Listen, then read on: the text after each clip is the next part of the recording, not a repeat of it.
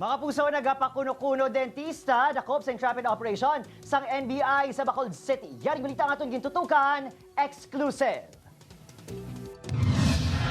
Sa edad niya 18, liyag ni Kim nga mas mangin matahom pa. Gani, ang iya kuno first priority, ang makayo ang iya mga unto. Butang, nga nainganyo ini nga magpatakod sang braces. Agun makabrato, may nagpatigayon sa iya kay Karen, suhetado sa Bago City. Kung ikumpara sa iban nga dentista, ang pagpang-brace ni suhetado ang yara lang sa 3 tub 8,000 pesos. One-time payment na, in 10 minutes, magic, may braces ka na. Nakibot ko nagambas sa kon nga kami lang kuno dapat duwa makakita sang pagtakod sa brace.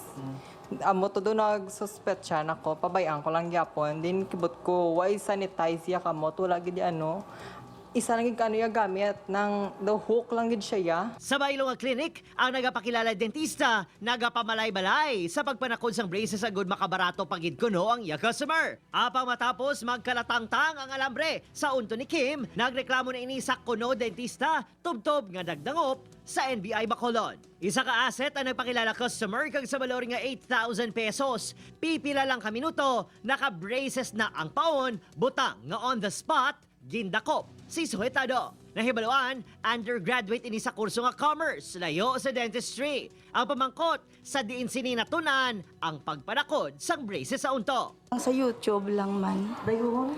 Nag-DIY lang.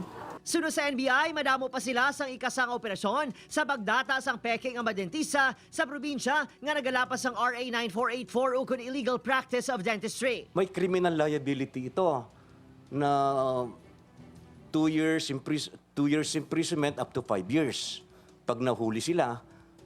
At meron ding babayaran na fine not less than 200,000 up to 500,000.